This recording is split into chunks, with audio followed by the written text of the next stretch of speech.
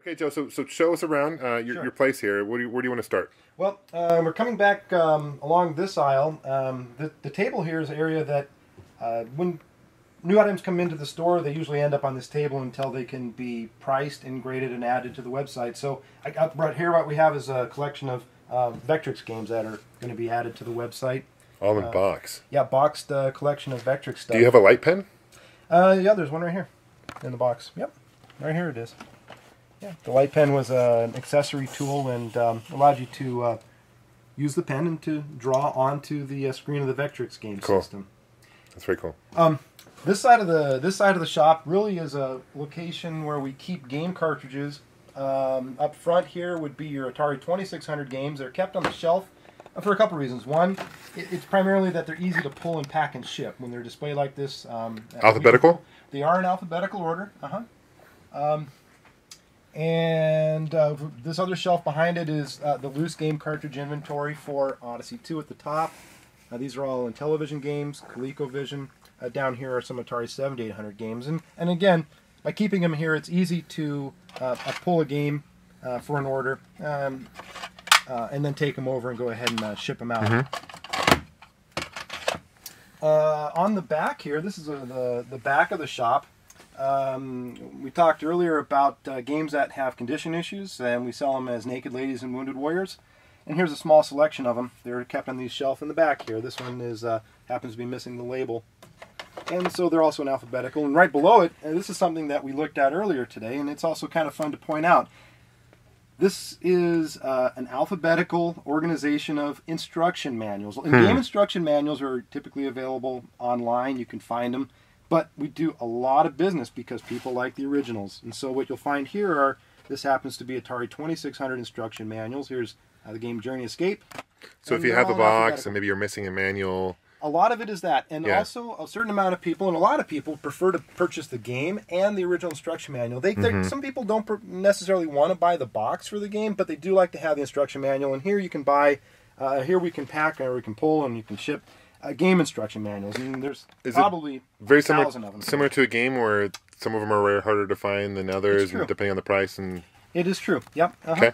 Yep. Cool. There's game instruction manuals here that are over $100 a piece. Wow. Yeah. Just for the manual. Just for the game and just a couple. And on the other side here, these are some NES games. That's right. This continues on. This is an area where these two back shelves here are our inventory of loose Nintendo cartridges and a little bit of 5200 stuff. They're just displayed in this way so that they're easy to access, pull them and ship them promptly. Very cool. These are box 2600 games right here, Joe? Yes. This wall here, from floor to ceiling, is our boxed Atari 2600 game inventory. It's an alphabetical order, I guess you'd say. And these happen to just be some S's, and it goes all the way down to Z, A to Z. There's a lot of boxed games here, and the reason for that primarily is that it's an area of focus of the business is to carry games in the boxes whenever possible. A lot of people prefer them that way. They're harder to acquire, and so we put significant effort into keeping an inventory of box games on hand. And well, you can see that here. I just caught this. What's this Burning Desire? What's that about? Burning Desire is that is a X-rated video game. Oh, it's by the same guys who did Custer's. Right, we looked at that earlier. This is a after the company that made Custer's Revenge went out of business. This company, PlayAround, picked up the rights and they released some of the other X-rated games. And these games are 2 games in 1 cartridge. It's a double ender. And I believe there was 5 of them that were produced by this company. Here's another one over here. Oh no, this is a mistake. Beat 'em, eat 'em. Yep. Yep. Cool. Exactly. Now you probably, yeah, you can see that there's some inventory here on the end of the shelf. But what I was might be of interest would be to point out just right below here. This is where we started. These are just games that have come in that need to be graded. Now, when a video game comes in that has significant value to it, it has to be assessed that it's in working condition, that it's complete, and that also the condition, I mean the state of preservation of it. And these games down here are sitting here simply because they're waiting to be photographed, documented, graded, and added to the Atari2600.com website. just real quickly, you can see that with these two examples here, this one would probably be in better condition than this one. You can see it has a bit of wear on the top. This one would probably grade as an 8 out of 10, and I would maybe guess that this one would be a 6 or a 7 out of 10. You can just see the difference of them right away. Joe, one thing I forgot to ask, do you do repairs? If someone wanted a system repair, do you have someone that works for you that can do that? Yeah, you know, I'm lucky to say that we have a person that does work for us, that does all of our repair work and has done extensive amount of repairs on classic video game systems. And we do accept in customers defective systems for repair. And that information is available on the website. Awesome. So, John, where we are now is in the warehouse area. And back here you'll see a lot of white boxes. Inside of these white boxes are thousands and thousands of video games. And so what we do is we keep everything here by system, and it's alphabetical. And believe it or not, I can find things in here, but you'll see that this is overstock. So when we have multiple copies of the same game, there isn't room to keep them on the shelves that I showed you earlier. And so what we do is we keep them in here, and we pull from overstock, and we keep things in the warehouse here. There's in this area of the warehouse, within all these games, there's probably in the neighborhood of, I mean, we're probably 20,000 video games in here. It could be more. I really couldn't give you a specific, but there's a lot.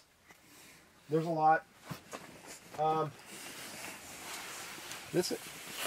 Anyway, on the back wall, box Nintendo games. Yeah, we do, and it's the same system where you see that there's a few of the box games here for easy access for order shipping, and then if it does sell out or the items are no longer on the shelf, we can go usually to one of these overstock boxes from our warehouse behind us, and then restock the shelf so that again they're easy to pull when we need them. That's Nintendo box games. These happen to be Intellivision games within the box, and behind us we have our Atari 5200 box games, Atari 7800, and straight at the back are the boxed ColecoVision games. So it's easily accessible. If we need to get one of the games to ship for an order, it's a process of just coming to the shelf, pulling the game, testing it to make sure that it's working before it ships, and pack and ship right away. Okay, well this is a part of the warehouse. It's the back room, and in this space what we keep are Atari 2600 hardware and game system items and controllers and so forth. We have some controllers. This is one of the items, John, I think might be interesting to show you. That's actually an Atari video game system. This is the Atari 2800. This happens to be the Atari 2600 system that was sold in Japan. It was called the Atari 2800 system, although it's compatible with all Atari. It wasn't very popular in Japan, was it?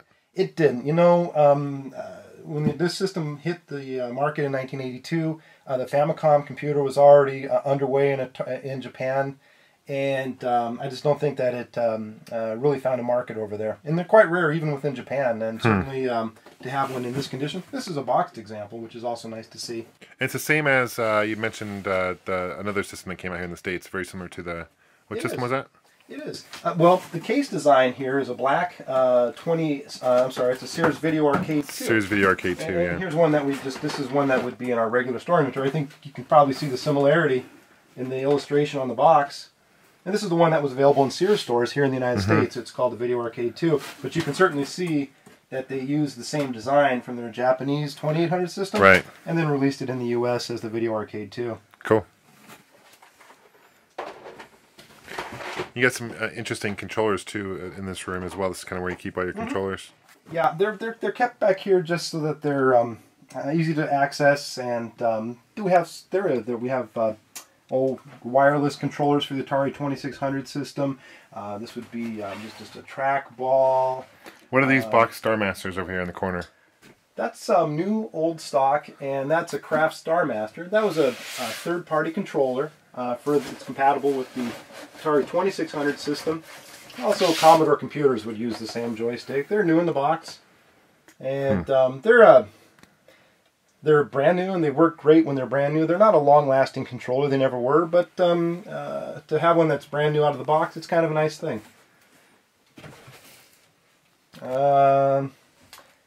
Otherwise, everything else in here is this is another item that just came in recently. And it's certainly something that I think we've had one before in stock. You know, Atari was also big into marketing accessories, figuring that once you purchase the system, you bought the games, maybe you might be interested in something to make your gaming easier. This is a carrying case. So if you ever had your Atari 2600 system and wanted to take it on the road, This suitcase, plastic suitcase, would hold your system, your video games, and your controllers. The carrying case itself is an unusual accessory, but what's more unusual is to find it with the box. There was really no compelling reason why anybody would keep the box. Once you had this, you would remove the carrying case, probably use it, and you'd quickly throw the box away. So the box on this one, as far as a collectible, makes it far more rare and more expensive than if it didn't have the original box with it. It's a nice piece. What's the retail for that, would you think? Do you know? This system here, the carrying case with the box is well over $100 now. And I would think this one has a little bit of boxware. Would easily bring $120. There's one other thing I wanted to show you, John, which is kind of interesting if you're an Atari 2600 collector. So what we have here is a complete set of all 9 of the video games that were released at the launch of the Atari 2600 system. So 1977, October. The Atari 2600 system makes its debut in the stores. You go in to buy your game system. You're going to get the combat video game included with the system. And on the shelf are 8 other video games that you can buy for your Atari system. Here's all 9 of them. What's interesting about these first video games for the Atari 2600 system is they're different than all the games that came afterward. They were packaged in this book type. It's often called a gatefold box. They had a small black instruction manual, and then the games themselves were part of a series, which Atari soon abandoned. You can tell by looking at the game boxes here that they have numbers, and this Combat 01, 02, 03, and what Atari had intended to do was release games in series. These would be the action-type games. Games beginning with like a 1 would be racing. 2s would have been their sports series. I'm not sure about 4. Surround, I don't know what that would have been, but 5 would have been probably a gambling type of simulators, and 6 would have been educational. And so games would have been consequently, as soon as these games, which were on the market in '77, they abandoned that entirely, and you never saw it again later on. So maybe it didn't pan out for them how they had intended. But in today's market and as a collectible, these are always nice to see because they represent the first video games for the Atari 2600 system, and in this case, with the original box and cartridge and manual. What's all 9 of them you think would go for if you were to buy them in a bundle? Well, they're hard to put together. Most people would actually buy these 1 or 2 at a time. There's a key one in here. Basic Math is the key to the set, and it has a value of about $120 to $140. The complete set in this condition, which is better than average, would be in the $300 to maybe $350 price range. All right, Joe, this is amazing time. Thank you so much for showing us around. And again, go to Atari2600.com. Fantastic website. Joe, thank you for your time. Thanks, John. Thank you very much. Yeah. By the way, I have something for you before you go. Oh, yeah? Yeah.